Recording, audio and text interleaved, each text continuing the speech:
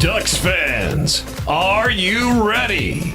You are listening to the Ducks and Pucks podcast. This is the #1 home for Anaheim Ducks talk and analysis.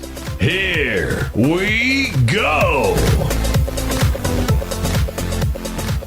Welcome to the show. This is your host, Mike Walters, with your co-host, Eddie Richard, and we are back. I know we've been gone for a little bit, but we are back. We got tons of hockey stuff to talk about. A bunch of games that have occurred in the month of October. We'll go over all of those. Tons of injury news, unfortunately, that we'll talk about. A lot of good news, too, with the team and the way they've been playing, so we'll break all of that down as well. We'll talk about some league news. And then we end the show with a former power player interview. So stay tuned for that, too, as the show gets going. But, Eddie, how have you been? I know you took a trip. And what are you drinking too? So cover both those, and then we'll dive into the Ducks. Oh yeah, and it's going to be a pleasure to welcome our special guest. It shows he's a ton of fun. I think our fans will love it. Get some new blood in the show, and it was a pleasure to do the interview. Mike, I went to on our last show before that. I was talking about going to Buffalo and Toronto, so I'm drinking Pink Whitney right now. I poured a shot into my the first time I'm using the shot glass to my Canadian shot glass I bought over there in Toronto. So, Mike, cheers to that. Yes, boom. So, the trip was amazing. Success. I have anxiety. I've talked about this on the show before. I got a little nervous going over there because I was by myself when I first flew over there. But once I crossed into Canada and started talking to people, I felt more comfortable. There's a flight simulator. It's called like something over Niagara. It was wonderful. Seeing the falls, Mike, was something spiritual. It looked fake no matter where I was. The Canadian side, seeing it at night, all illuminated, going on the horseshoe. The American side, the Maid of the Mist, the cave thing where you're right there by it and seeing the force of it, walking the trails. It was something I needed, Mike. I was kind of burning out. I brought one of my dad's coins. For new fans that don't know, my dad passed away. That was kind of hurting me for a while, and I felt like I had a little bit of closure and peace. And then tossing one of his coins in Niagara Falls too, because he was the one that was telling me to always just do things for myself and don't worry about the money or time, and just money and time will be there. Just go in and do it. So I'm glad I did, but Mike, it was the best. The people of Buffalo, I can't say anything. Like they're nice. I met so many people over there. I went to a Sabres game to watch the Avalanche play. Got to sit next to some Avalanche fans, and they were just instantly just talking to me, friendly. I'm talking to different fans over there, talking to people that work there. Everyone was just so inviting, especially when they found out I was solo by myself. Everyone was just so nice. So it was cool. It was a good experience. I loved it. I got to meet Tage Thompson. That was pretty cool. Got an autographed puck by him and a picture. I'll start posting those later, but it was nice. Best buffalo wings in the world are actually where it's invented, Buffalo, and it wasn't the place that invented them. It was a different little bar I got. I can't think of the name right now. I totally forgot the bar's name. But yeah, later on the show, I'm sure it'll pop in my head. But it was awesome. Like, I wish my brother was there. I wish I had my brother there, or probably someone else. But I think it felt good to do that solo trip, and it felt something that I needed. So it was cool. I'm back in one piece. So I had to miss the Ducks home opener, which is probably my first time missing in I don't know how many years, Mike, since I moved back. But yeah, I guess enough about my trip. I can go on forever about it. I want to talk more about it. But yeah, it was amazing. I really, really recommend anyone who hasn't been in Niagara Falls at least make it kind of your bucket list to do, because it was something just out of this world, and something surreal, and something I never thought I would ever see in person. And I'm glad I did, and I'm glad I just took that leap and went by myself. But yeah, it was pretty cool. And I got yelled at too, Mike. I ordered ranch with wings, and that's a big no-no over there. So you can't do that. But yeah, everything else was just, like I said, it was the best thing in the world. Like, it was awesome. I'm looking forward to my next trip. I'm looking forward to going to the Winter Classic coming up next, and I get to have a special friend over there, Mike, you. So that's going to be pretty good to go over there and hang out and kind of experience something new. So, yeah, I guess I drank my Pink Whitney, and I'm drinking a Michelob Ultra. So now I'll pass it on to you before I start rambling on more, Mike. So, what are you drinking? Vodka King. Yeah, just doing my usual Red Bull vodka. Which by the way, if you saw that video with the weird rituals that players do, Leo Carlsson drinks Red Bull, so that's why I posted that and said, yeah, Leo Carlsson is Team Red Bull. So there you go. But no, just doing that. For me, my life has been extremely boring in October. It's been super busy with work. That's why we've kind of been off our track. We try to do a show every 2 weeks, but I just had so much stuff going on with work. I don't want to go into too much detail, but I'm up for another promotion at work, and I don't want to jinx it, but we may find out the beginning of 2026 what's going to happen. So I'm very, very hopeful. I've been busting my butt at work and doing a lot of that, but still been able to cover the games and whatnot and put out those recaps and previews and things like that. And yes, I'm definitely looking forward to that first week of January when we can hang out in Miami.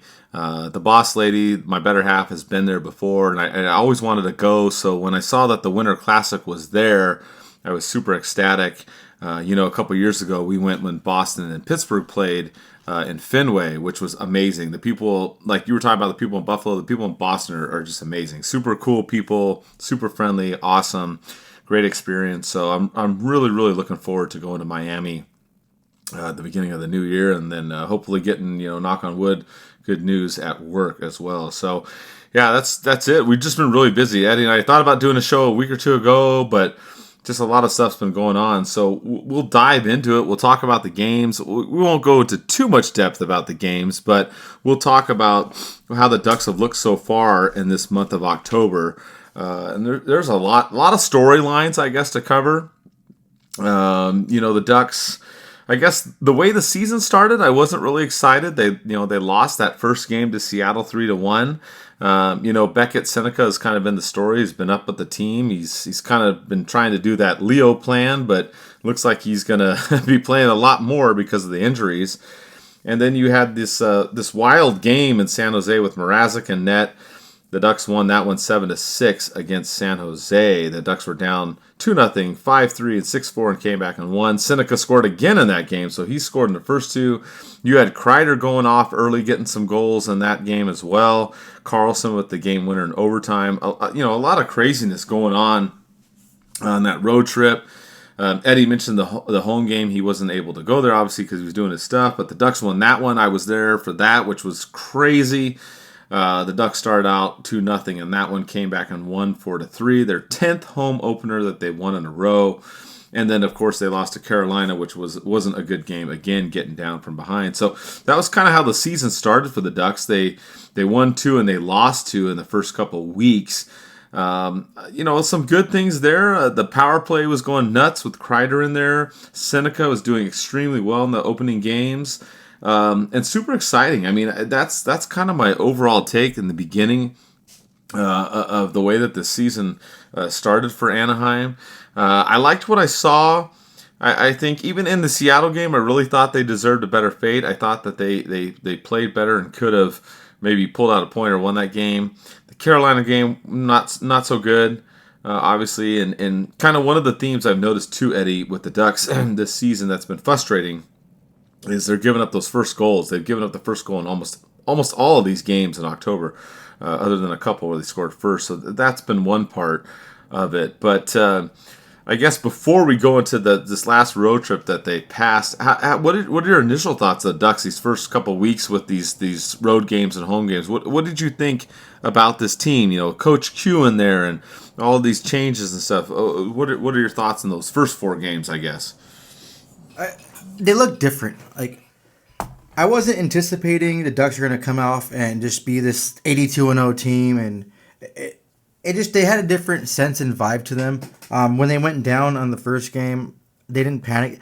You haven't really seen the Ducks panic that much. I mean, there's been some things you want to polish in some certain games, but there's something really you can highlight and say, oh, okay, this game was 100% the Ducks' fault. I think the Ducks had every opportunity to be in the game. I want to say -1 in Carolina, but Carolina was was rolling at that time, and they've been a hot team. They were undefeated at that moment, and as they should. They just been playing with fire. But I think the Ducks have been.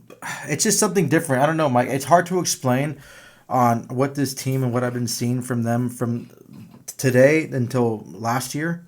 It's just something special and different about this team. I think everyone's more relaxed. I think Coach Q is more of a. He's a hard ass, but he's one of those coaches like, hey, if you need something, you come talk to me. I'm not going to just grind you down. I'm not going to be like, I guess how I can describe Coach Q, what I think he is to the players, is if anyone was in the military, you always had those drill sergeants that were always on your ass. You always had those sergeants, those higher ups that were just really, really just cutthroat to you. But then when they saw you break down, or they saw when you really needed someone, they were there for you. Like they wanted to pretty much how I took it as a lot of my leadership in the military is they wanted to make me the best soldier I can possibly be. Then they did that by being a hard ass. They did that by being compassionate. I think he's a little bit of both. And I can see, I liked the fact too, Mike, how when things aren't going the way he wants it to go, the lines will start switching up a little bit. And I think it pays dividends. And it's sad that I had to miss the home opener, Mike, because I love being at the home opener. It's always kind of a tradition, especially with with one of my good friends who passed away. We always used to go to the home openers too. So rest in peace to Elvis. But yeah, I like what I've seen for the first few games so far. It's been nothing but great. I'm looking forward to the season. I'm still not really. I'm optimistic of the Ducks. They're gonna have a way better season than last season. I'm still kind of skeptical a little bit on the playoffs. Yeah, I think they'll be a playoff team, a wild card team, but they're going to hit a roadblock. They're going to hit these growing pains of a new coach. It's going to happen, but yeah, it's just, it's been good so far. And Mike, I guess I want to say, and I'll throw this out right now, but what the fuck? Our rookie is taking off. Like, who expected that? Well, which one? You talking about Seneca? Oh yeah, you know I'm talking about Seneca.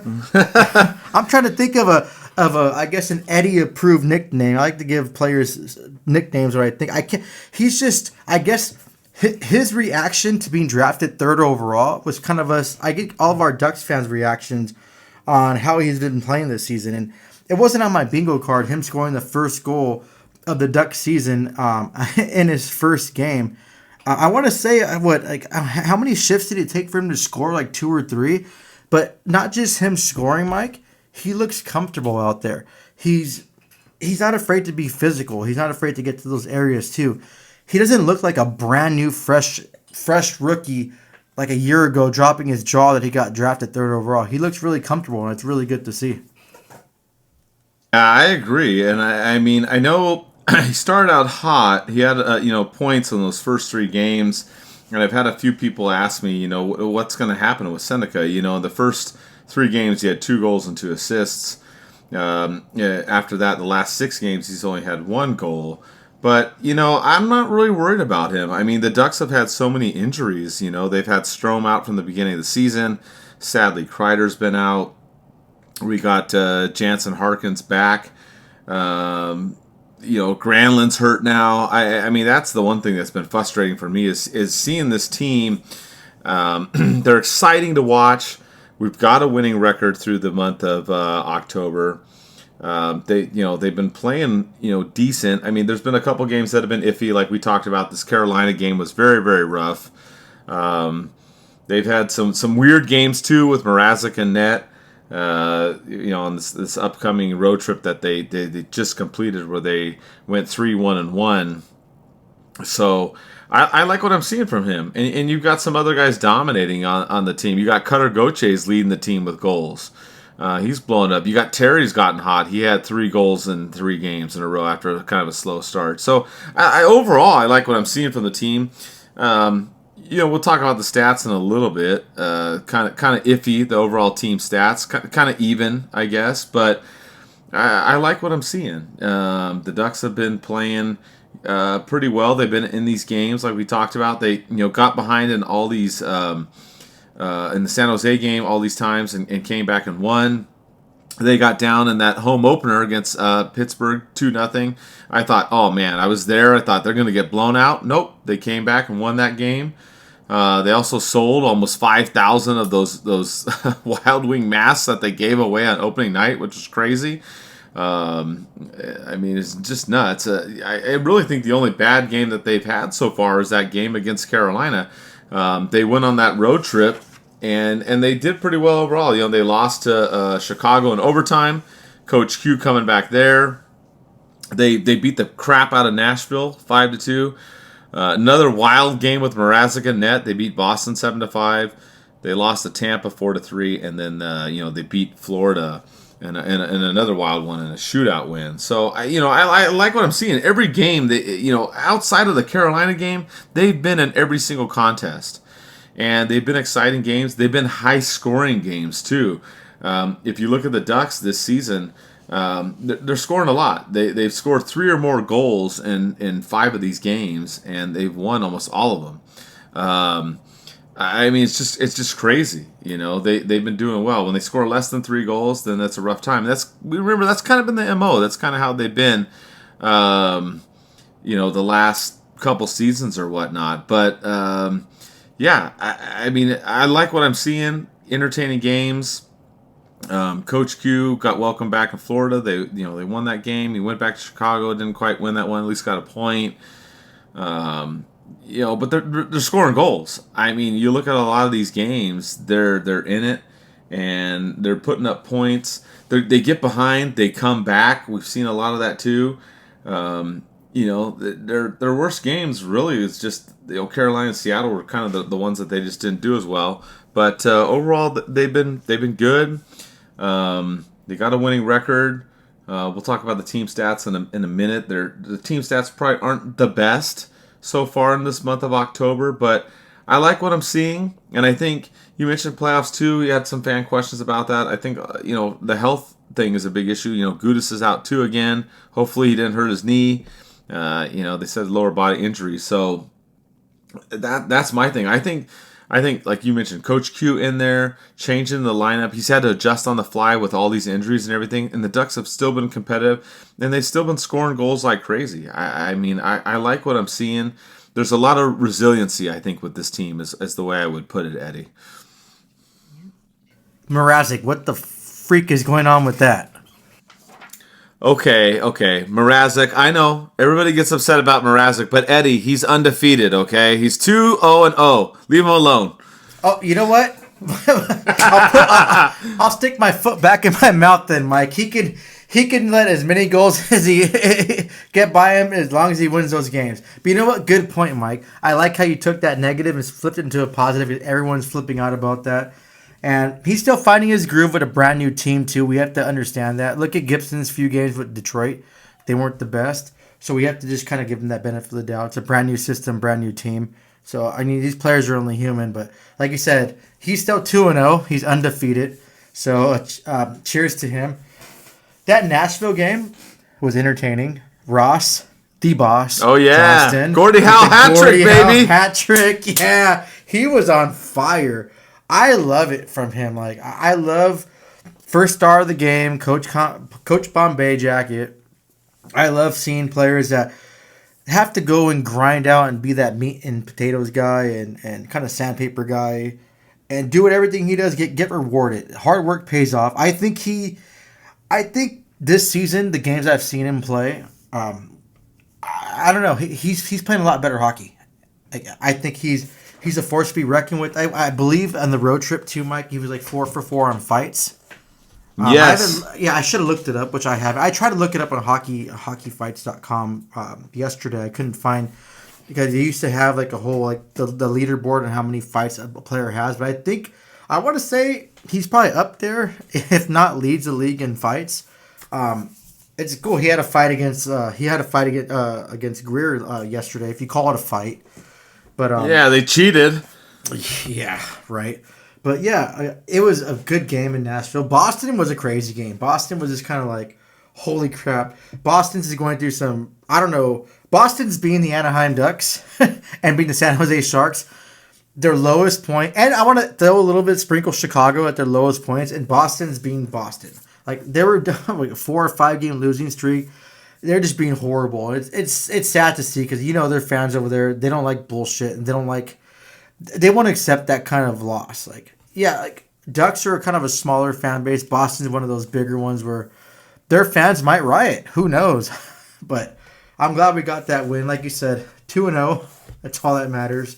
The games on the road trip, I think the road trip was probably they're finding another gear. They're finding ways to get back in the games. They're finding ways to not just fall back. You mentioned Cutter too. Yesterday's game, this explosive speed and stride he has, it seems like he got faster from last season. Of course, his contract year, he's playing well. And then you mentioned too Leo. I want to say I think it's the power of the Joker. If you guys didn't listen to the last podcast, we talked about Leo Carlson having that his new Joker tattoo. He complimented mine, so that's my little kudos to me. But he looks great, Mike. He looks phenomenal. They better sign his ass really quick because if they hold off any longer, they're gonna owe him the bank.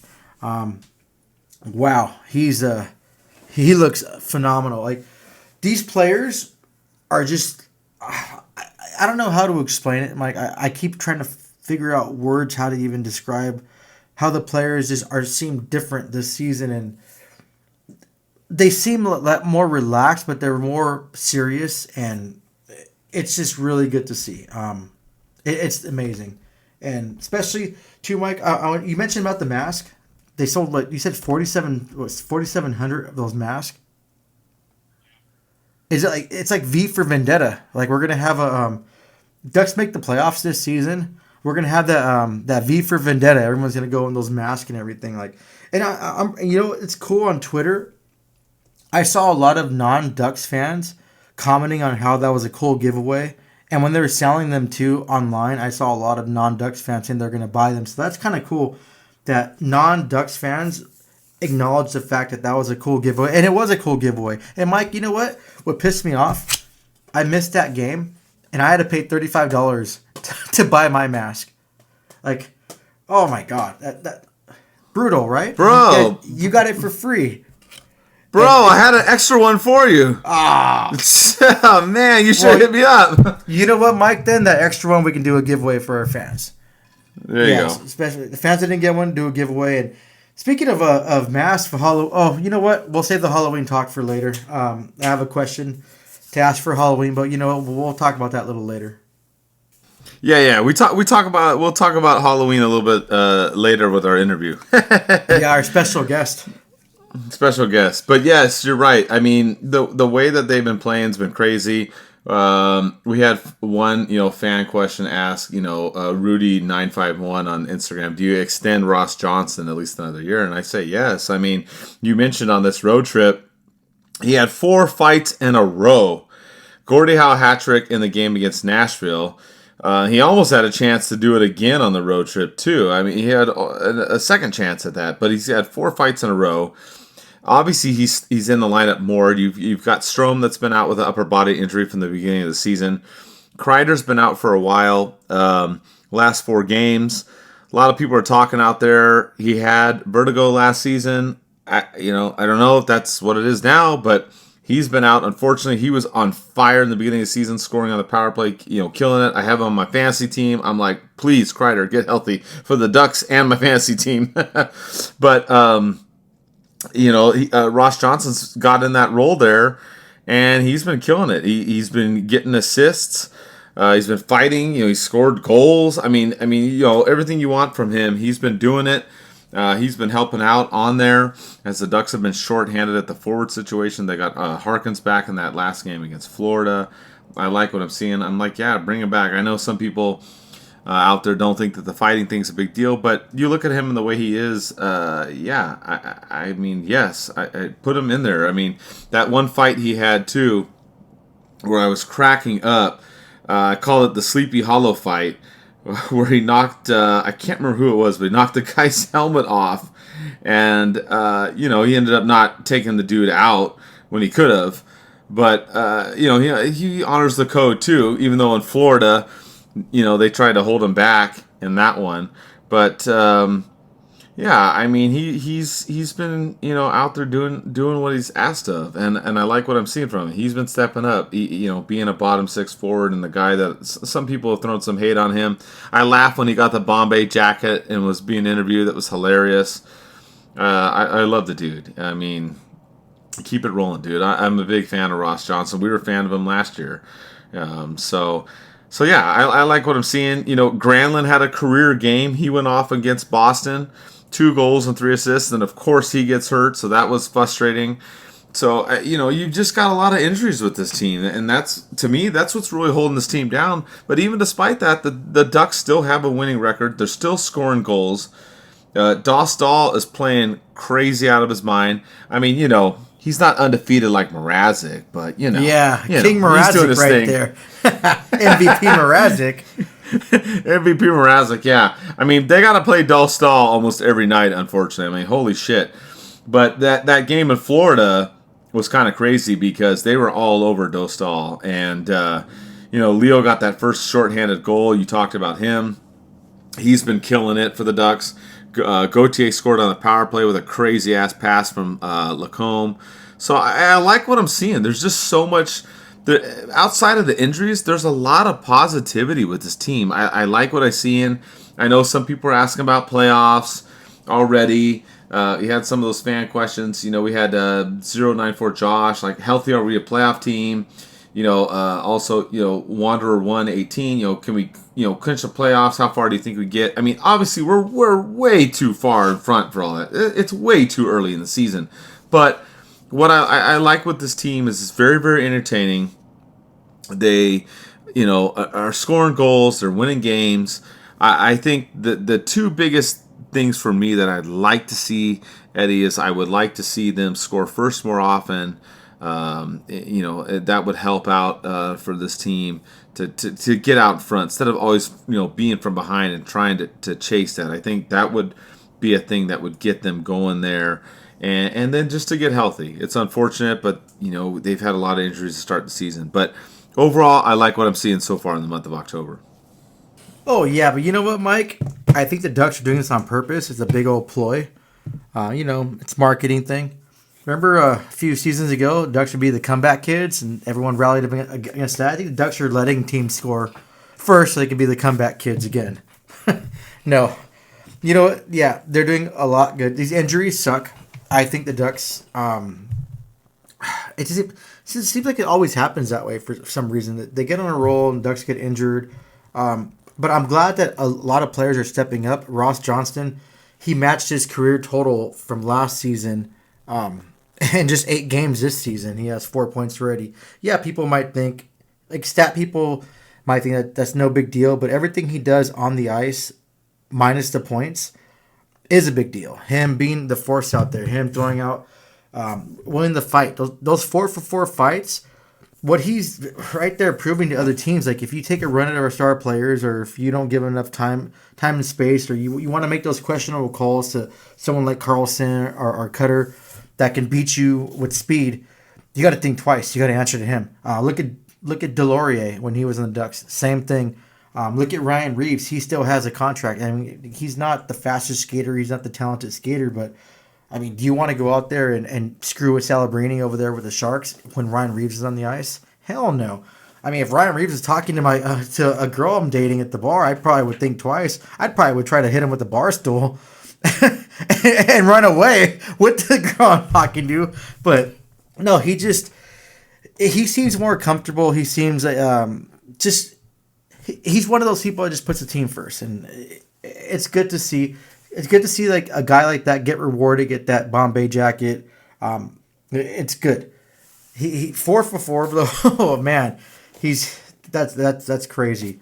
Ducks aren't dead last on the power play or the penalty kill. They're within the middle, so that's actually good to see this season. So I mean, I think the last few seasons we've been always crying about how the Ducks can't score a power play goal, how they're dead last, they're fighting to be the second to last. But no, they're actually doing pretty good. I mean, they're not doing good, but they're not dead last. So that's something to be proud of. I always told you guys on the podcast that Every season, I don't want this team to make an exponential jump to be number one, to be like Carolina or New Jersey or Colorado. I want them just to improve each and every season so they can build up to be that Stanley Cup team. And I think what they're doing this season is that. The injuries, you can't blame them for that. That's an unfortunate thing with hockey. You're playing a hard contact, fast sport. So we have to just kind of get over that. But yeah, Mike, it's been everything that we kind of thought that was going to happen this season about the Ducks having that rejuvenation under a new coach and Coach Q being Coach Q and the experience that he has. It's been good. It's unfortunate too, Mike. I want to throw out, you mentioned Gudis. It really sucks for him. I think he was having a really great season. I know I was ragging on him last season, but I think he was having a great season, and it sucks that he got injured. And I hope these guys get better, and they can come back as soon as possible. So. Yeah, I mean, it's been rough. You mentioned the power play, and, that's been a big part of it. The Ducks, in the beginning with Kreider, they were 5 for 20. They were 25%. And then with Kreider out these last 4 games, with whatever it is, the Ducks have only been 2 for 15. So, overall they're 20%, but, I mean, they started out on fire, doing so well. Penalty kill has been kind of so-so. They're at 76.9%. Not the greatest, not the worst, but, you like to get that closer to 80%. So, it's still not horrible. Goals for and against has been even at 31. Shots for 31.6, 30.8 against. So a lot of even numbers there. Their Corsi 4 and Fenwick 4 stats have been right around 50. So very, very even there at even strength or 5-on-5 play. I would like to see them play a little bit more defense. They're giving up, 115 high dangerous or quality chances, and they've only generated 83. So that part is a little bit concerning. But overall, they're playing, they've been playing better on special teams like Eddie talked about. The power play had been horrible the last couple seasons. Penalty kill has been okay. It's been doing a little bit better. So I like what I'm seeing there overall with the team. Like we talked about, maybe trying to score earlier, would be a little bit better. But they do fight back there. This last game against Florida, the big special teams was huge, getting a shorthanded goal and a power play goal in there. So, a lot of things to look at with these stats and whatnot. And, just the individual efforts of these players. A lot of the guys have been doing well, Gauthier, leading the team with 6 goals. You have Carlson with 11 points, 4 goals and 7 assists. Terry got, hot recently, 3 goals and 7 assists. So you got some guys that are doing some damage. I think overall it's been, a good thing for the Ducks. I like the way that the team's playing. You mentioned it earlier in the show. They seem more relaxed with Coach Q in there and the coaching staff. You got guys in there that they know what they're doing. It seems like they're having more fun. I look at this team and I like what I'm seeing overall. I obviously, are there room for improvement? Yeah, of course there is. There's always room for improvement. But they're an exciting team to watch. They're never out of any game. And they always have a chance to win. And that's what you want. You want to put the team out there and you always want to have a chance to win every night, Eddie. And that's what I like when I watch this team. Yeah, and the key word, Mike, that you mentioned too, and nothing against Cronin. I think he ran a good system, and someone like Cronin would probably get the best out of me because I guess I work better when people are on my ass, and I guess I'm used to that. Like with the Army and when I worked in law enforcement when I did, so I'm used to that kind of hard knock thing and get on my ass. But like you said, I think these players this season are having fun, and I was like, that's kind of the most key important of hockey. I know they're professional athletes, but it's like if you're not having fun playing the game, what's the point? I mean, there's been players that, like Ryan O'Reilly, example, at a time in Buffalo, and he said he wasn't having fun playing the game. He almost contemplated retirement. He ended up getting traded, went to St. Louis, won the Stanley Cup, and sometimes you just need a different environment. Just like a career or a job that you're working, you need a change. You have to just get out and have some fun. Like myself, example, going on a mini trip vacation. I just had to kind of reset my mind, and I think that the off season, getting a new coach, a new system, and however Coach Q is coaching them, I think you don't have the Ducks when they score goals, Mike, I don't know if you noticed this, but last season, once they got down, their shoulders are slumped. They're just done. They know they're going to get their ass rained. This season, it's like you don't really see their shoulders slumped down, like their heads down. No, they're going forward and trying to get that win. So that's kind of something good to see this season. So that was a good point that you mentioned, Mike, them having fun. Mike, I want to throw you on the spot too. I always throw questions. I want to kind of rewind back about Ross Johnston. Why do you think I like Ross Johnston even more besides the play we've seen him, besides the fighting? There's something really that you probably know about me why I like him a little bit more. Because he wears number 44. See? Everyone, this is my brother. Mike knows me the best. And I thought I was going to stump you a little bit. That's why you're laughing. I was like anticipating to stump you a little bit. Okay, so Mike, good for that. You mentioned too, Cutter and Leo. We all know their contracts are coming up. So, yeah. I don't know if you want to talk about this right now, Mike, about if you want to just throw a little prediction on what you should think they should be getting or anything like that. Well, yeah. I mean, the one that this is a little bit of the league news, which we kind of can bleed into this now. That's fine. We can kind of do that. Not a problem. There's been some milestones with some play, but some of the recent news in the league news is you had Logan Cooley getting signed to a big deal, and a lot of people have been talking about whether or not that would be something similar to Carlson and whatnot. Like, what are they going to sign him for? Because, I mean, let's be honest. I mean, Carlson's been kicking ass.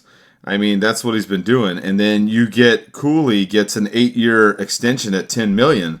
So people are thinking that would be something that you may see Leo Carlson at. And Cutter's been playing out of his mind too right now. I mean, Cutter's been doing well. I don't know if he'll get as high as that, but looking at the way that they're both playing, and there's a lot of RFAs, right? We talked about in the last show how the Ducks had to figure out all those RFAs, and then of course Jackson Lacombe, the $72 million man, got signed right after our last show. So that got resolved, which is funny. So who knows? Maybe one of these RFAs for next year will get signed right after this show too. But the Ducks have several RFAs coming up this summer, and Pat Verbeek talked about them and how, like, hey, he's got to try and figure all these things out. So I'm really, really curious to see what he'll do, because I love Leo, man. That guy is just killing it right now. We talked about how he's been playing and doing.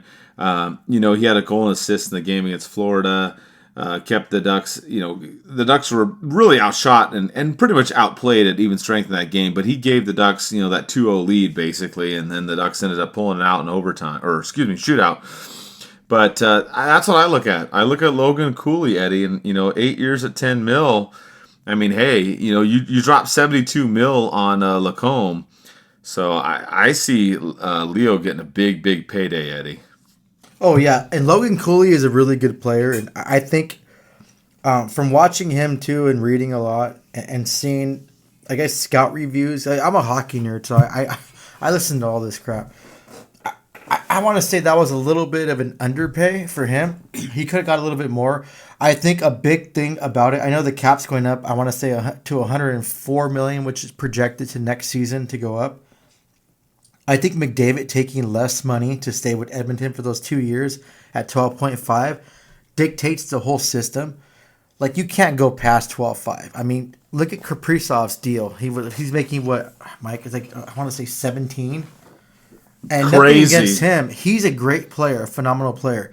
Is he a $17 million a year player? No, he's not. Not at all. To make more than McDavid. So I respect McDavid for that, for taking that low of a deal. We all know Crosby does that every year, takes a low of a deal. But if you want to win a cup, that's what you have to do, and that's cool. But I think 10 will be the standard. I think 10.5 would be a fair deal for him. I want to do max years. I want to say this is the last year they can do 8 years. After next season, the CBA new thing kicks in where a team can't sign him for more than 7 years. So I think, I don't know, Mike, if you thought that would be fair for Carlson, a 10.5 would be fair for him. Yeah, I'm down. So I'm totally down. I mean, I think Verbeek is going to try to sign these players sooner than later. The more you wait, the more their production's going to go. The Olympics, he tears it up in the Olympics. Bam, he has another thing under his belt. Jackson Lacombe, I'm glad you mentioned him too. Congratulations. His contract makes him the. How do they word it, Mike? Too, he's getting the highest total earnings in Ducks history, not the highest AAV. So that was right. Yeah, and like I mentioned too before in our last podcast, I'm sure that invitation to Team USA contributed to that, and that's a big deal, getting invited to an Olympic team like that. So that was cool, and you know what? I have a signed card for him. I shouldn't have put my name on it so I can sell it. No, I'm just kidding. I would never do that. I like my cards. I like my experiences, and it's man, these kids are amazing now. It's just I love the hard physical part of hockey. I love the whole just beating the shit out of each other. But then seeing the skill that they have, like the Carlsons, the Cutter, and everything, and what they give to the game and the excitement, like man, that was crazy. Mike, I'll bring it up again. Cutter, I didn't know how fast and explosive he is with his strides. When he had that puck and almost scored that wraparound, that shorthanded one in Florida, he just like disappeared. It went from like he was waving that little thing from Avengers, Doctor Strange, as his little hand and transports to one place to another. It seemed like he was doing that. He just went so fast. So that's just like that's crazy to see. But man, congratulations in advance to him and Leo on their future contracts. I know they're going to be big. Jackson Lacombe, congratulations, and I still hold hope that he can make a Team USA spot come to the Olympics, and I hope he does, Mike, because I'll be like one of my jerseys I get. He brings more to the game too. It's not just the points that he does, but the small things that he does to kind of make the other teams' top players uncomfortable and get them in those situations where they're not shooting the puck directly at the spot they're trying to. He does everything else. Like he's a phenomenal player, and he earned every single dollar of that. And I honestly think he could have got a little bit more money, but it was a fair contract, so congratulations to him. Yeah, I agree. I mean, you look at all those guys. I mean, you can lock up some more of these guys for the end of the season, and this team's going to be dangerous. I really like what we're seeing here. Like you talked about, Gauthier with his speed. Verbeek's talked about that. I think he's starting to realize that he can burn some people, and now he's got to just kind of put that more into effect. Carlson's been doing it too as well. So, I mean, it looks good. I like what I'm seeing with this team. I like the direction they're going at. We talked about playoffs, maybe not, but I think the Ducks, depending on what happens maybe at the trade deadline and things like that, I think they can really be a contender next season, like a strong contender. Like this year, yes, maybe they can crack it and get in there and make some noise, do some damage in the playoffs, but I really think next season is the year that they're going to do it. And really go for it. Like you said, they got Coach Q in there. A bunch of other coaches are getting to another new system again, adjusting. And then I think, that's what I really think. I think that next season is what they're going to do. Another thing that you brought up, too, is about the Olympics. I do think Lacombe hopefully gets in there. I think it's interesting, too, some of this league news and stuff as we kind of wrap up this part of the show before we get to the interview. But the NHL is not doing their Olympic send-off event. It's kind of interesting. They're doing the All-Star Skills thing in 2027, so I thought that was kind of interesting. One little change that's coming up. And then you've got a lot of milestones lately, too. You had Crosby hit 17,000 points. Kind of curious to see if he finishes. 1,700, Mike. Yeah, 17. I'm sorry. Yeah, oh. I love the Penguins. I gotta give them more. I gotta add another zero. It's 17,000. Damn it. Okay. Yeah. No. Crosby was 1,700. Sorry. Brett Burns. You know what Crosby is? I said the kid. I'm pretty sure he could keep playing to 17,000 points though.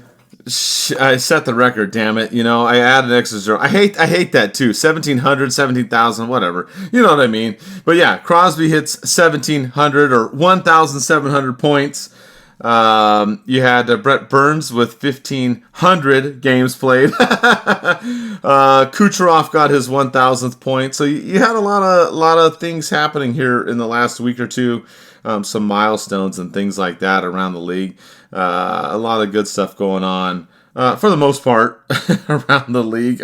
There's some other stuff, negative stuff we'll talk about in a little bit. But yeah, some good stuff overall with the team, different teams. And you saw Brett Leeson, another guy that we liked. He ended up going over to Washington, signed a 1-year deal. Even though they had their assistant coach suspended over some DB stuff, unfortunately. And then you also had Ryan Kessler, unfortunately, in the news over some sexual assault stuff, unfortunately. So there's been, some positive and some negative news around the league, Eddie. I don't know if you want to touch on anything as we get close to wrapping up before our interview.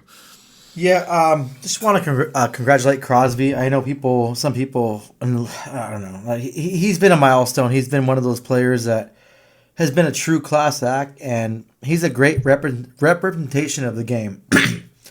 During his 1,700 point he scored, he was the fourth fastest.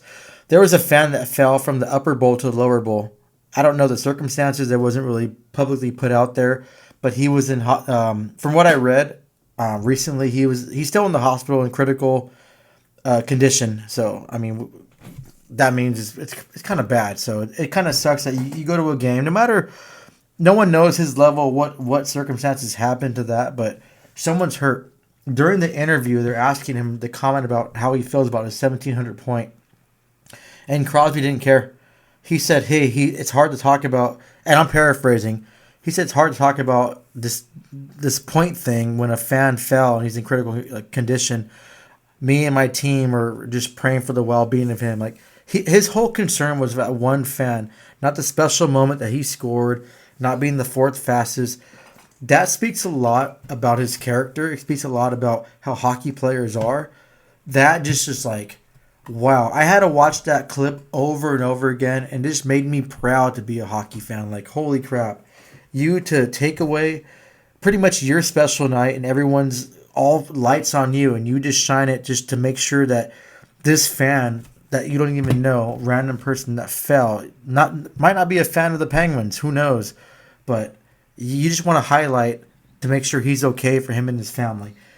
That's a fucking captain. I'm sorry, Mike. I probably took your F word for the show, but but I think that's something you can't even overlook. Wow, that's just great. Congratulations to him on his points. Congratulations on his parents raising him right and him being an ultimate captain and a brilliant ambassador for the league. So I don't know if you want to touch on that, Mike, before.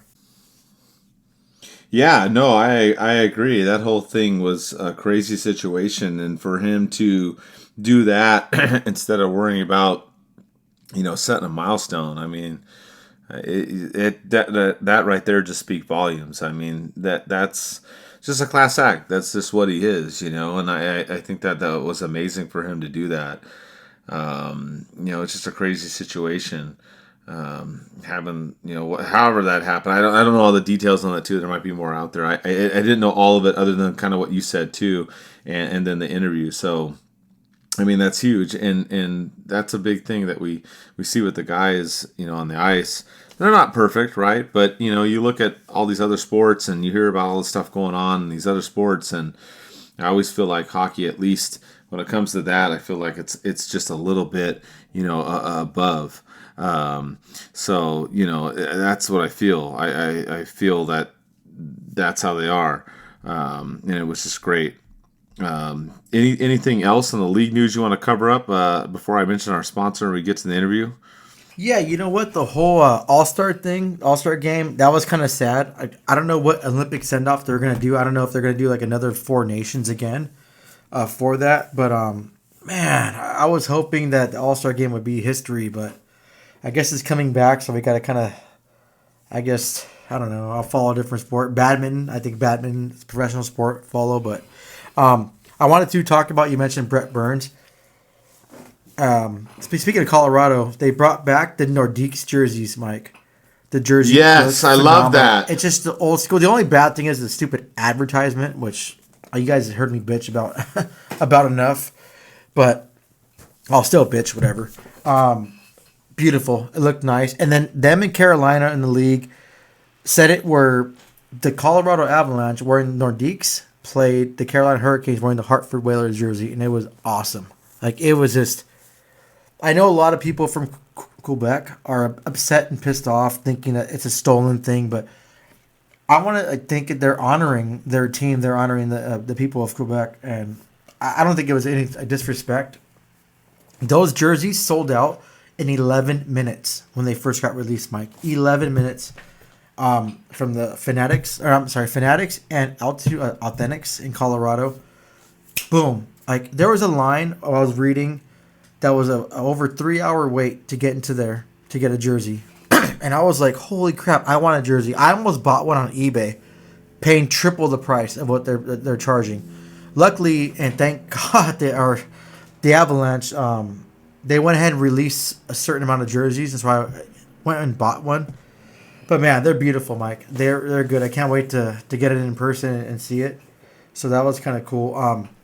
You mentioned Logan Cooley too, Mike. Speaking of Utah, they got a new mascot, Tusky. It's a cool looking mascot, Mike. It's awesome. When they announced him, the team went 7-0.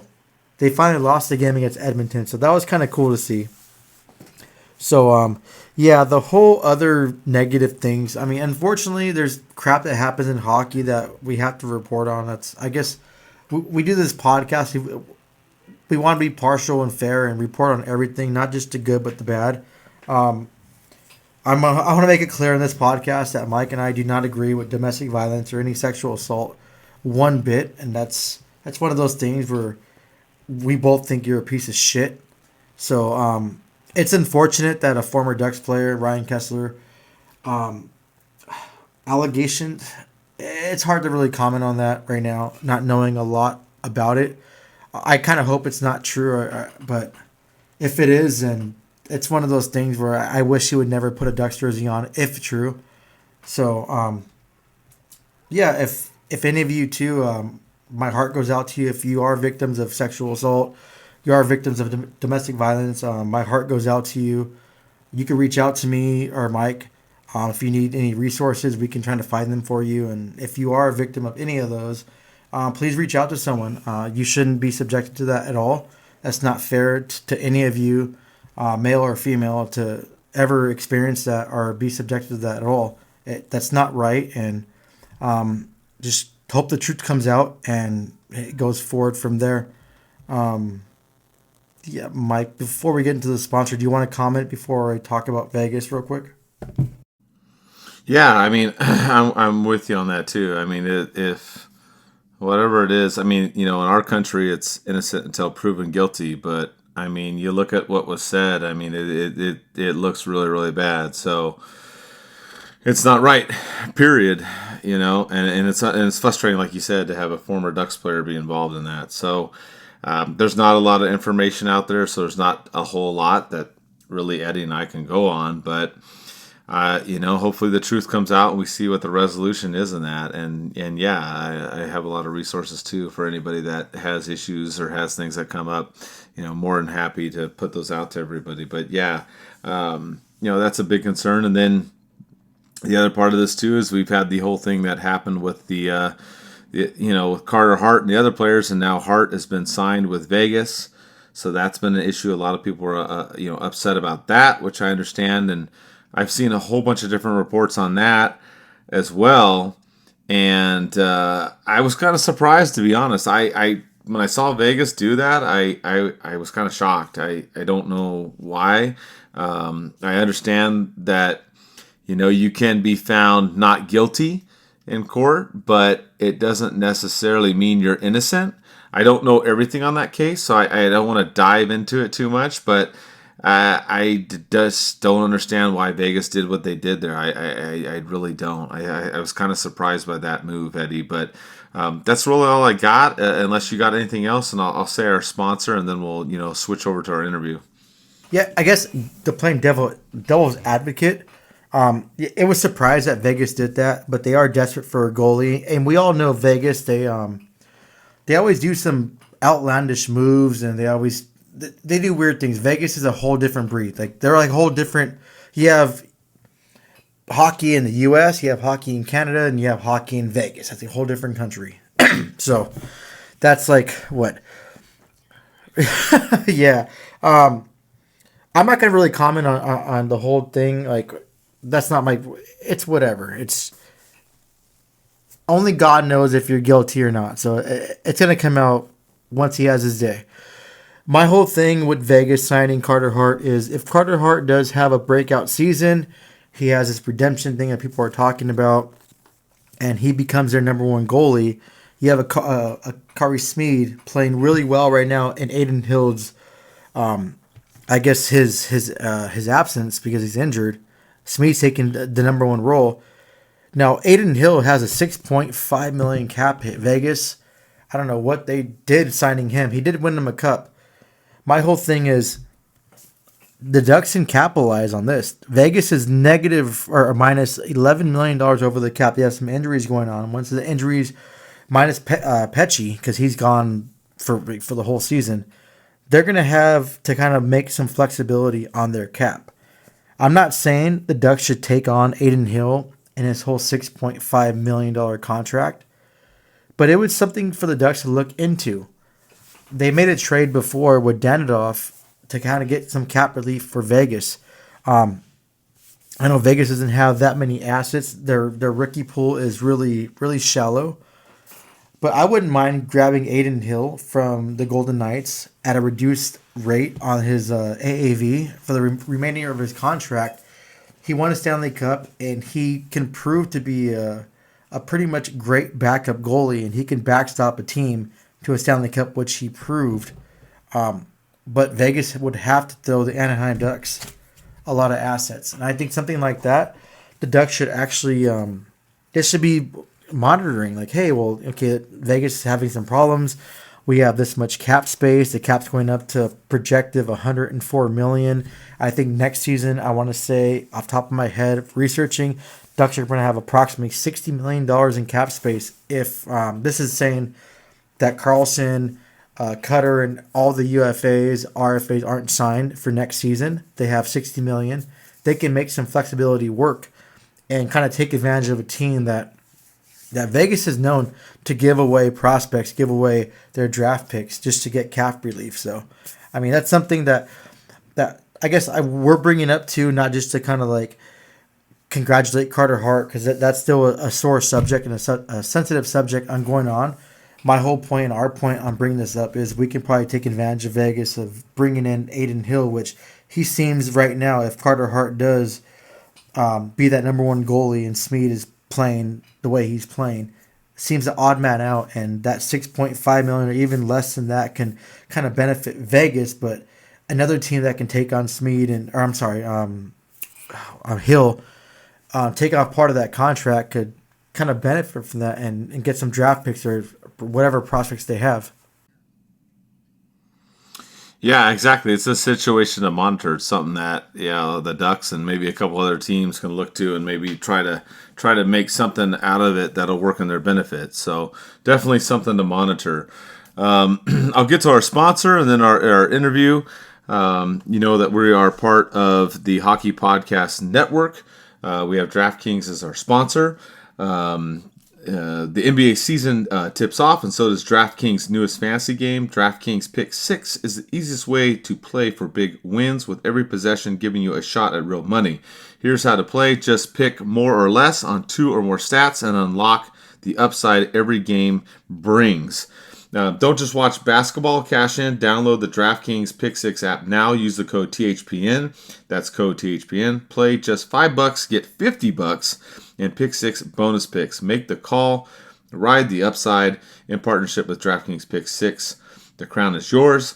Gambling problem? Call 1-800-GAMBLER. Help is available for problem gambling. Call 888-7897-777 or visit ccpg.org in Connecticut. Must be 18 plus. Age, eligibility restrictions vary by jurisdiction. Pick 6 is not available everywhere, including New York and Ontario. Void where prohibited. 1 per new customer. Bonus awarded as non-withdrawable Pick 6 bonuses that expire in 14 days. Limited time offer. See details or terms at pick6draftkings.slash.promos. So that is our DraftKings sponsor from the Hockey Podcast Network. This pretty much wraps up our normal show. And then we're going to have Danielle join us and talk about her experience with the Ducks being a power player, and then also now her transition to being a fan with the Ducks. So here's our interview. Wait. Yes. Mike, real quick. You know me, I like to bitch about my draft things, my DraftKings. Yes. Okay, so I was on the verge of winning almost $10,000. Yeah, when I went to New York, I was making bets. I told you the bet I made on for opening night. If all the teams from last season lost, our losers that would win. So basically, Mike, what happened was I lost all three of them, my parlays, and it was horrible. Chicago lost. If they would have won, it also like one goal. They lost. Philadelphia beat the Florida Panthers.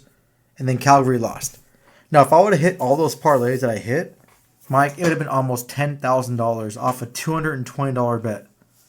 Like, damn. DraftKings, I love you sometimes, but damn, just give me. I mean, it's not their fault. They're not controlling the games, but yeah, I want to throw it out there. Like, man. And then the only ones I won, I bet Raquel scoring against the Ducks. Because, I always talk about how a former player scored on the Ducks teams. I bet on the Ducks winning the opening night. And they did. So, yeah. I wanted to make sure I threw my little 2 cents of not knowing how to bet like a normal person. I just bet wild. But, yeah. But, yeah, DraftKings is cool. Yeah. Like you said, bet responsibly, not just bet for all the underdogs like I do. But one day it'll hit, and I'll be happy. Yeah, exactly. Yeah, so that'll wrap up our normal segment, and here is our interview. Enjoy, and we will see you in a couple weeks, we hope. All right, and we're going to wrap up the show. We have a special guest, Danielle Abboud, that worked for the Ducks as a power player, and we're going to talk a little bit about her time with the Ducks and kind of what's been going on now and get her thoughts on the season. But Danielle, thanks for coming on the show, and how's everything going? Yeah, well, I'm excited to be here, so thank you guys for having me. Everything has been great. It's been a great season so far. Sad I can't join the team this year, but, watching the team has been so much more fun in a fan point of view, so it's overall just a great experience, and everything has just been a cherry on top, and looking forward to more hockey this season. It's only the beginning. So I guess explain a little bit. When you're a power player, you did that. What is it? A 4 or 5 year limit, right? And then after that, you have to kind of move on and do something else. That's why now you're in the fan mode. Yeah. So we are allowed up to 5 seasons as a power player, but I cut myself short a little bit by 2 seasons. I did 3 years with the team, but then I got a job with a law firm. So we do personal injury and real estate law, and that's just taken too much of my time. I'm now doing an apprenticeship to become an attorney, so it's a lot more work than I was expecting it to be, but I love it. I just couldn't continue doing Ducks, so that made me become a full-time fan now instead of a power player. How dare you choose a full-time lawyer career and not be a power player for 2 more years? Right? Who allowed me to make these grown-up decisions? Oh, man. So, Mike, but being a power player is great. We forgot to ask you a really important question, which we always start out the show. What are you drinking?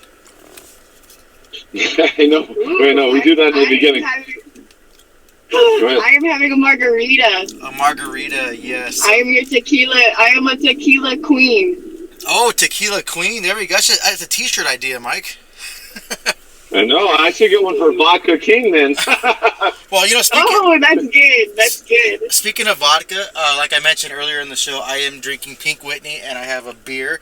So I'm going to go ahead and cheers to Danielle for being on the show. So cheers to the microphone. Just taking my Pink Whitney shot in your honor.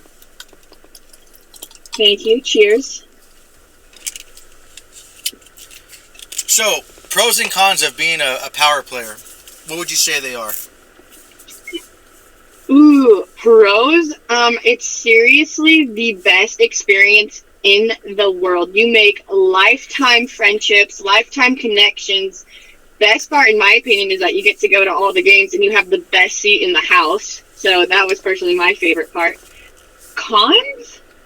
I really don't have a single bad thing to say about being a power player. Maybe that, like, I couldn't work every single game was a con, because we have to share the love with all the girls on the team, so maybe not that much of a con, but in my opinion, as a diehard Ducks fan, like, not being able to work every single game was so hard, because I just wanted to be as involved as possible. But honestly, no cons, only good things to say about being a power player, and I wish they would allow us to do it longer than 5 seasons, because you just know it's something that you just never want to leave or not be a part of anymore. Oh, so nice. fun. So I reached out to my my unofficial uncle, Vetrano. He gave me some. He told me something about you, a rumor. So I want to go in and see if it's true or not. So he told me that you once dressed in the Wild Wings suit when we're walking around Honda Center. Is that true or false? That is false.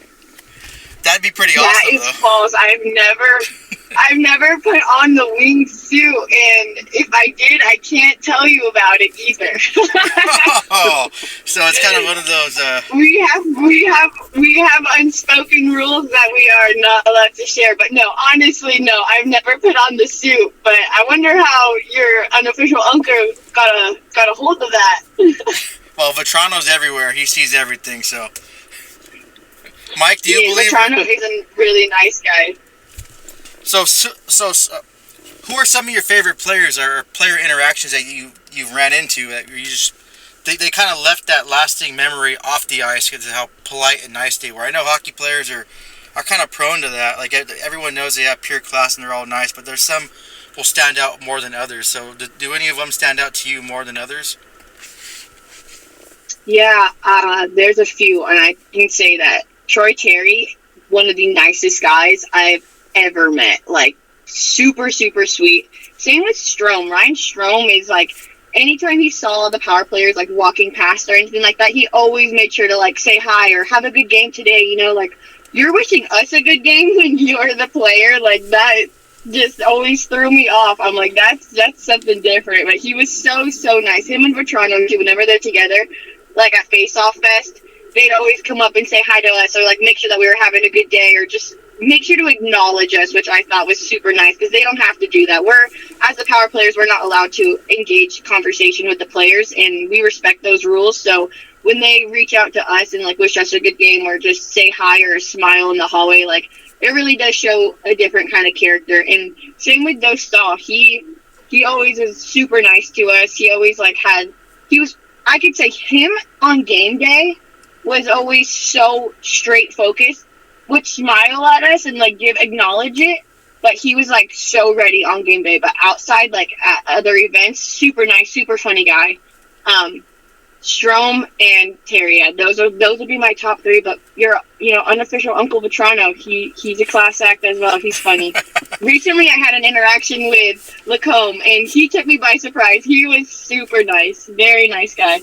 He seems quiet. Nice. He seems quiet, but we spoke to him too. So, so a backstory for all our fans listening: we met Danielle at the Terry's Shootout golf tournament for charity. It's a month ago or a couple months ago. I know time flies, Mike. So she was working the Violent Gentleman tent right next to us. So shout out to Violent Gentleman too. We got some nice swag from them. That's how we met, so we got to meet a lot of the players. And you mentioned Strome. I want to point that out. Mike and I had a conversation. He's joking, and you could just tell by the kind of person and personality he is. He's that way in the locker room and kind of brings everybody out of that funk of the Ducks are kind of losing. He seems like a kind of a player that would kind of rejuvenate everyone by his personality. So it's pretty funny that he said Strome. Doss wasn't there, unfortunately. I guess he couldn't make it or he left early. We asked Terry that, but that would have been fun to meet him. But yeah, it was nice meeting you, and it was a pretty fun golf tournament, and we had a good time. Any memories last out besides me and your friend trying to go and hunt down some vodka shots in that golf tournament? I'm sorry, repeat your question. Oh, do you have anything else for that tournament that stood out to you that was fun, or any other player interactions that you had during that golf tournament, or Something Mike and I said that was extremely funny.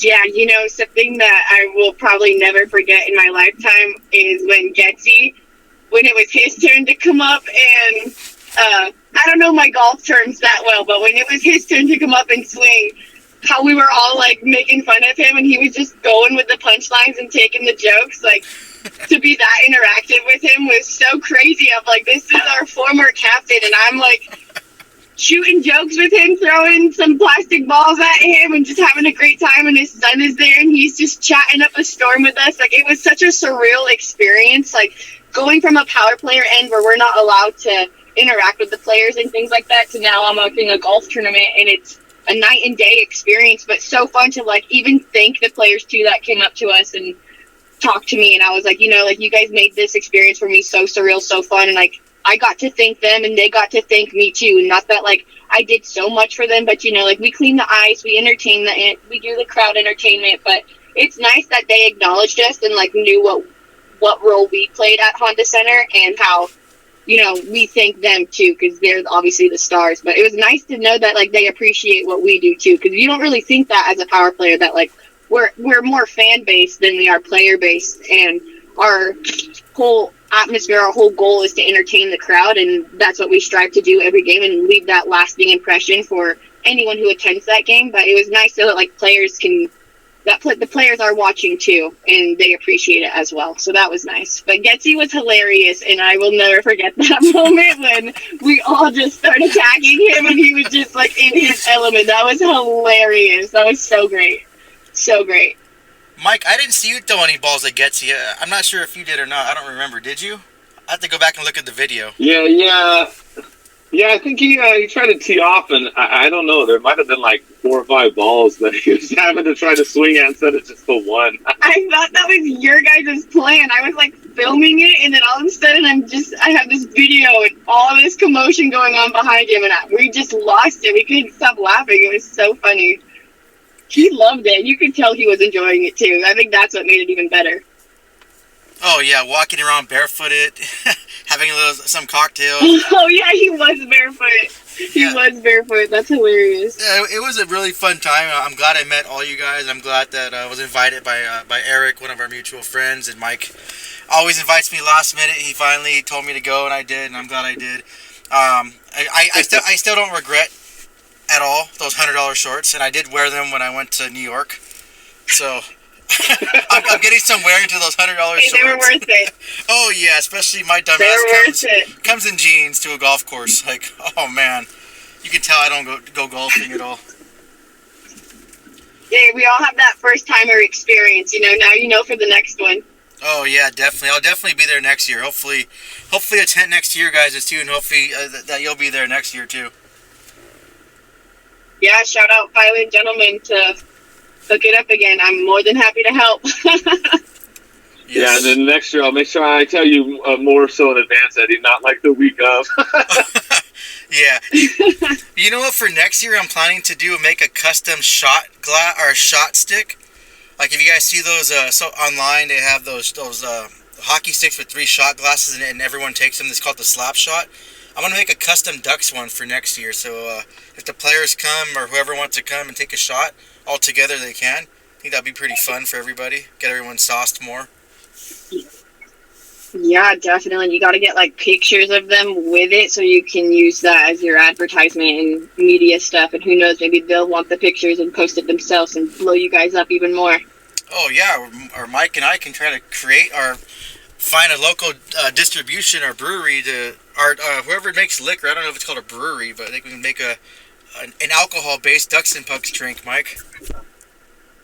Yeah, seriously, because remember we've got that nickname of being drunks and pucks too. We gotta live up to it. Oh yeah. Oh, that's so funny. That's a good one. So jumping. Go ahead, Mike. No, Danielle, I thought you were going to say something. No, I'm just chiming off what you guys say. You're hilarious. I'm enjoying this right now. Well, I guess the other part of it too, Eddie was talking about. So, what is it like now being a fan? Like, you've seen this part of the season. The Ducks are, they got a winning record right now. There's been a lot of excitement. Like, how does is it weird now not being a power player and being more just a fan? Like, how does that feel?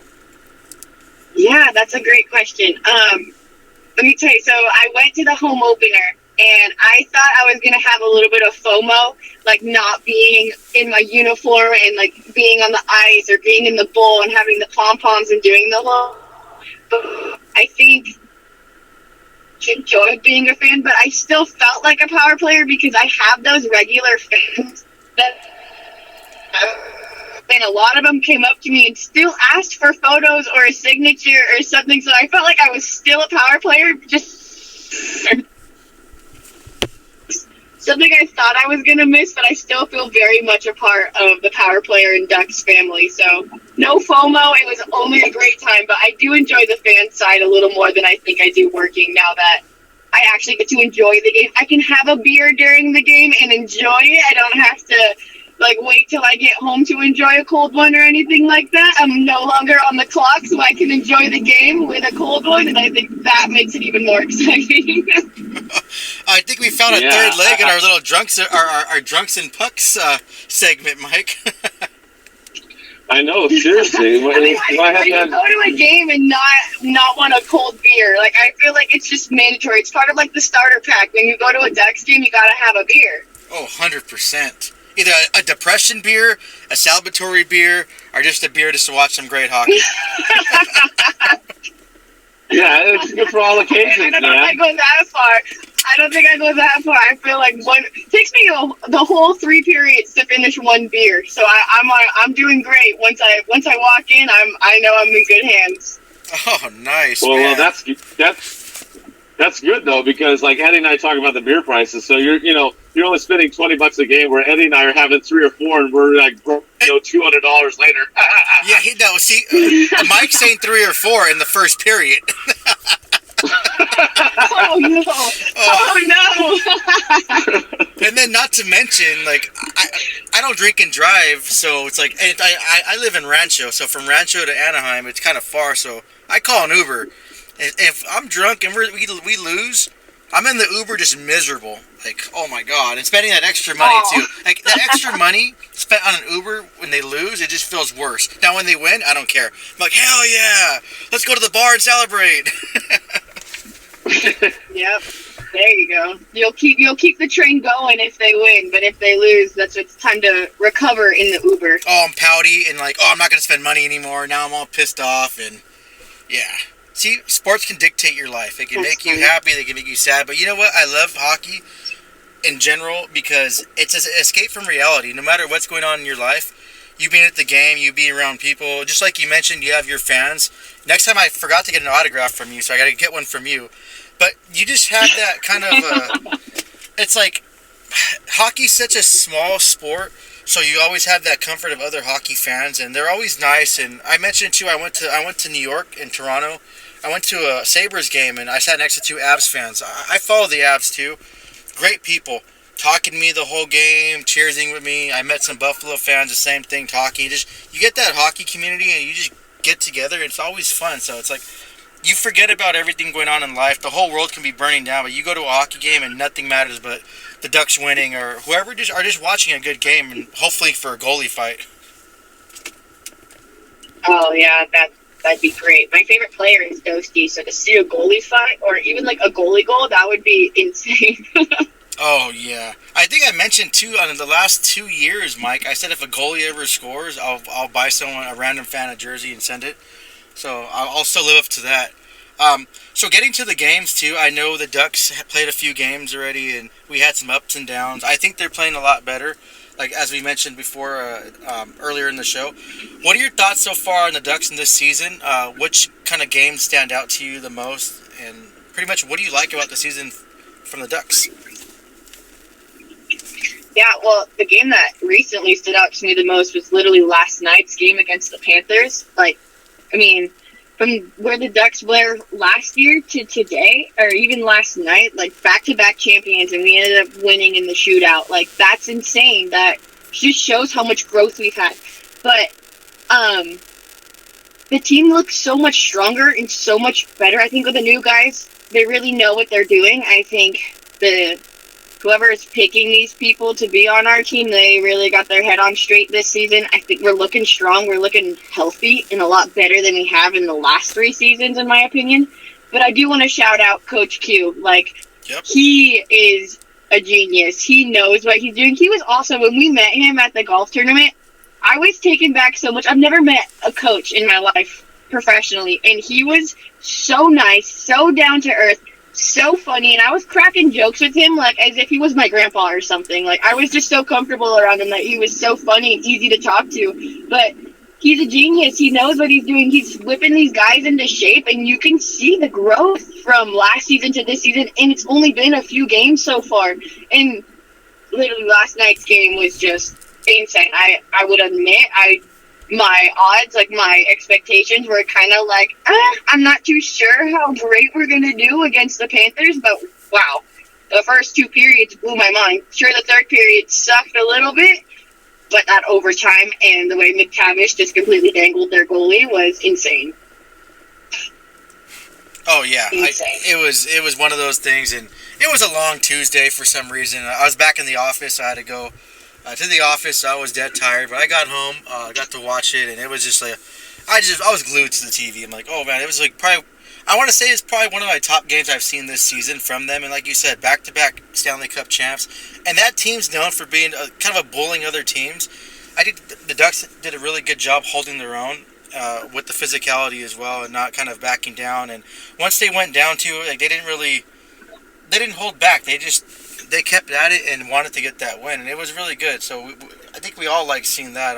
I'm glad Marchand was. I'm not glad he was scratched that game. He had a funeral, like we mentioned earlier in the show. So I feel bad for that. But I mean, if he was there, it would have been a little bit more of a physical, tight game. But I'm glad to see what we saw, and yeah, that's probably one of my favorite games too.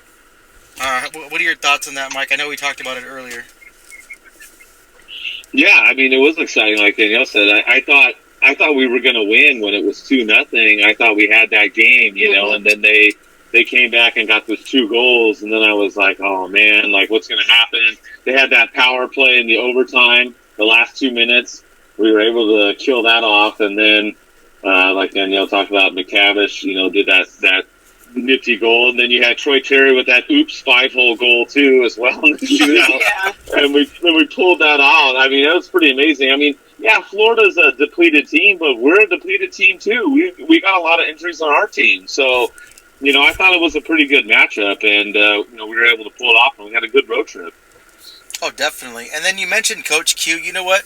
I 110% agree with you. Mike and I got to talk to him too. At the golf tournament, and he was so nice. He was so just asking us questions. Oh, so you guys do the podcast? Where can I find it? Where can I listen to it? What do you guys talk about? And just really intrigued on what we do and what we talk about the Ducks and what we're looking as fans too. What we're looking forward to. Just talking to him.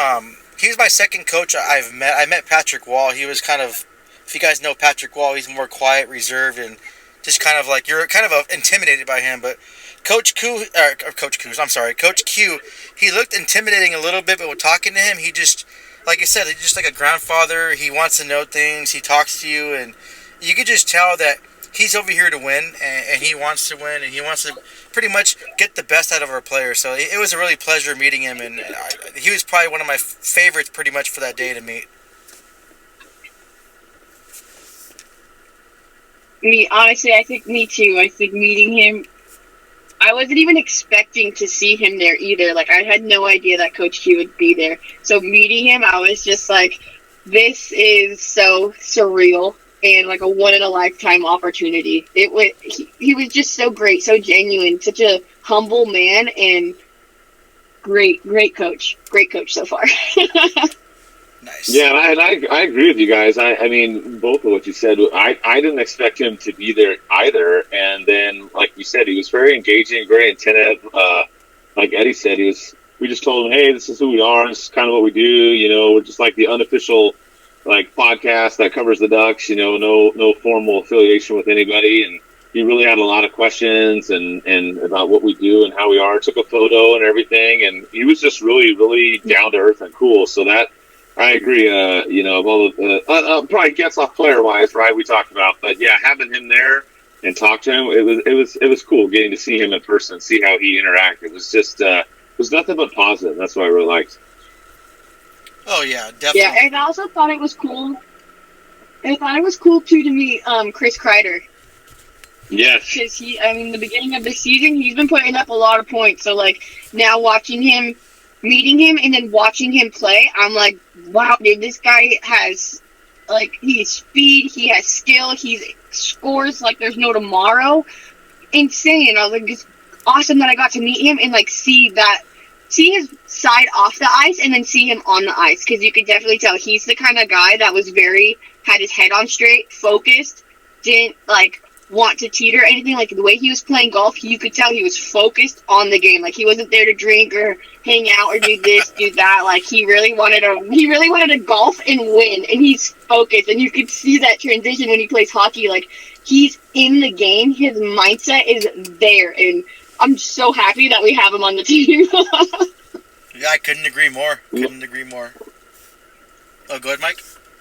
Yeah, Kreider was. No, yeah, I was agreeing with what Danielle said because he is very reserved, right? When we saw him, yeah. And he's very, very focused. And he even, I can't remember, there was a podcast out there that he was on where he was talking about how he studies the goalies and their mindset and their tendencies, and that's how he draws on his ability to create scoring chances. So I thought that was a very interesting podcast. And just the way that he acts, yeah, you're right, Danielle. He's very, very, very, very focused and determined. He's got that, I guess you would say, eye of the tiger, right? I mean, he's just like, he's just there. He's like on it, man. I just want him to get healthy, dang it. Yeah, I know, man. I know. It's killing me that he's not. I'm like, when is he going to come back? What do we got to do to make him healthy? He speaks 5 languages, too. I heard another podcast talking about how he speaks 5 languages, so that's pretty crazy to do. Like, I'm half Hispanic, and I can barely speak. I can't even speak Spanish, and it's embarrassing because I look more Hispanic than anything. So it's like, man. So, okay, so a couple. Hey, I'm right there with you. Oh, so so what are you mixed with? Are you like? I'm Middle Eastern, but I can't speak Arabic. I can understand it, but I can't speak it. Oh, see, my best friend, he speaks Farsi. He's part Middle, or he's half Persian, half English. His mom's from England. So I guess that's the right, yeah. But yeah, I'm bad at languages. Okay, that's cool. So I can barely speak English at times, so. Okay, so. That's hilarious. So a couple more questions. So I told you about how I followed the Colorado Avalanche. They're like my second favorite team. I grew up watching Patrick Wall, and I was stationed over there, so I got to go to a lot of the games, so I liked them. And Mike, I'm not sure if you knew this, but he was a Pittsburgh fan before, unfortunately. No, yes. No, but he follows them too. Ducks didn't exist in the 80s. Oh, Mike, it doesn't matter. You still should have been a Ducks fan. So we'll talk about that later. So, do you have a second favorite team or another team that you follow, or any players that you follow other than the Ducks? To be honest, not really, because I have been a diehard Ducks fan since the day I was born. But I will say, I think my second, close favorite team might be the Knights. But I can't, give you stats about that team like I know the Ducks. I know mainly all the players, numbers, life stories. But I don't know anyone else like that in the hockey world besides the Ducks. Oh, my God, Mike. Now we have to spread the rumor that she's a freaking Knights fan. Holy crap. No, I'm just playing. Okay. No. I would say they're my second favorite, but there's a huge gap in between. If Ducks, always, they're my everything. But if I had to choose a second favorite team, I would say the Knights. And it's just because they're in Vegas, and I like that their jerseys are sparkly. You know what? I have gold glitter, baby. I have a special love. Yeah, the gold glitter, and I love. Yeah. Oh, go ahead. I was just gonna say I like how our new jerseys have that gold glitter on the numbers, so I like that we kind of matched that Golden Knights vibe with the gold glitter. So that's what got me. That's what's getting me right now. The Anaheim Ducks of Las Vegas. No, you know what? With the Golden Knights, I have a special love in my heart because during that their inaugural season, they had that shooting, and I loved how the team and the players really brought that city to life, and they did everything possible to help that city heal. So it's like they always have a special love in my heart. I know some people, when they're Ducks fans, that they have to hate everybody. I'm not like that. I'm a hockey fan, number one. I mean, Ducks are my diehard team. I love the Ducks. I grew up with them. But I'm a hockey fan. Like, I love every team except the Minnesota Wild. I can't stand them for some reason. But yeah, so as we're kind of closing out this interview, and we'll let you go so you can enjoy your margaritas, the queen of the queen of tequila. So something important's happening that's coming up on Friday. So I had a company work thing that happened, and I dressed as a Costco employee. My brother made me a shirt, so it was cool. I'm dressing up as it's kind of Ghostface with the Anaheim Ducks mask, and I bought some little lights to make the eyes glow, so I'll be wearing that for Halloween. So I'm asking you, Mike and Danielle, what are you guys dressing up as for Halloween? Danielle, you can go first and tell us what you're dressing up as. Oh man, I'm embarrassed to say it now, but I'm so proud of my costume. But I'm gonna be Hannah Montana. Oh, nice. So, you know what? Yeah, that's gonna be a good one. Miley Cyrus is probably my girl crush, especially when I was younger too. My girl crush. That's a good one. You have to make sure you post it and tag us so we can add this segment. We can add this segment on Instagram too, so everyone knows what we're talking about. All right. I'll try my best. When the wig comes off, the Miley Cyrus will come out. Because I'm a brunette, so I had to buy a blonde wig, and then when the wig gets too itchy, I'm going to take it off, and Miley Cyrus will come out. You have to post a video of you singing one of her songs. I'll try. I don't know how confident I'll be, but I'll do my best to see what I can do. Mike, I thought about going to the game and dressing as Mike Walters, the king of DucksNPucks, but he told me not to, so I'll stick to my my Scream costume with the Ducks mask on. Mike, what are you dressing up as? So mine that I have, and I haven't done it yet, but I need to do it, is Rocky, but like in the original, like with the gray sweats, the red headband, and the black chucks. That's what I got going on, man. The original Rocky, Rocky good. 1 and 2, right? When he's running and all that, goes up the stairs. Yeah, so I got the whole gray sweats, black chucks, and the red headband. There you go. That's a good one. That's a good one. See, I kind of procrastinated my costumes. I had a lot going on, so I forgot Halloween was this week, so I didn't really plan anything. And then I was so I guess I had a vacation hangover from Toronto and Buffalo, so I was kind of out of it. But yeah, I think my costume will be nice. I get to watch the Ducks game at a brewery. I'm still planning to go to the game on Friday. We'll see how it turns out, but yeah, it should be fun. Danielle, thank you again for coming on the show. It was a pleasure having you. Hopefully we can do it again sometime soon. You were fun to have, really knowledgeable. You gave us a lot of insight too on the power players. And as fans too, we do appreciate all the power players and everything that they do. Even the people, I'm not sure what you call them, the people that, the guys that clean the ice too. Just everyone at Honda Center seems so professional, nice. The ushers, it's like you can say nothing bad about them, and everyone's so welcoming. Especially like you said, the power players.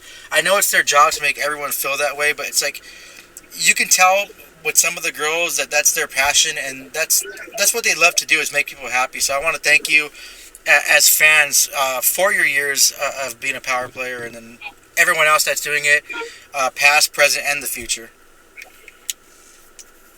Thank you. We honestly appreciate that. The fans are why we do it, and we do it with a passion. It's the best experience ever. But thank you guys for having me on the show. I'm more than happy to come back on whenever you need a special guest. But this was so fun. Thank you so much. Yeah, I had one more thing too I wanted to ask you. So with my job, I'm not going to disclose my job. I'm pretty sure I told you what I did during the golf tournament. I'm not going to disclose it right now, but I was typing earlier, and I cut my hand. My hand's sore on the keyboard. Is that a lawsuit? You're mentioning lawyer and what you do. So I don't know if you want to go and dive down on that, if I have a lawsuit on workman's comp suit, because I typed too hard. No, I'm just playing. I was going to say, well, No, did they do something to you, or was it like an actual accident? no, I was just typing because I was mad because I had to work. So I was typing with passion, I call it. But no, go ahead and I know you want to talk about your law firm a little bit. Go ahead and mention that if you like right now. Yeah, I mentioned it a little bit earlier, but I work for Matt Cortez Law. We're a personal injury law firm and a real estate law firm. So, if you're in a car accident, slip and fall, dog bite, we can definitely help in those situations for personal injury, and as well as real estate. If you need a trust, a will, or probate, we handle all those kinds of aspects in real estate. Same for companies like LLC and corporations. We can build trusts, we can build wills, anything you guys really need. So I hope I can also be, a go-to girl for you, or anyone who's listening that gets into an accident, a slip and fall, or just needs some help in real estate. We also are real estate agents and brokers, so we can help sell and list your home if that's what you need, commercial and residential. Perfect. That's fantastic. Yeah, that's fantastic. We'll wrap it up. Like we said, thanks for coming on the show. It was awesome. Great conversation. Probably have you on again for sure. This was a blast. And yeah, if anybody is looking for any of those services, they can reach out to you. If not, hit up Eddie and I. We know how to get a hold of you. And that's it. Thanks for coming on, and let's go Ducks. Let's go Ducks, baby. Thank you, guys.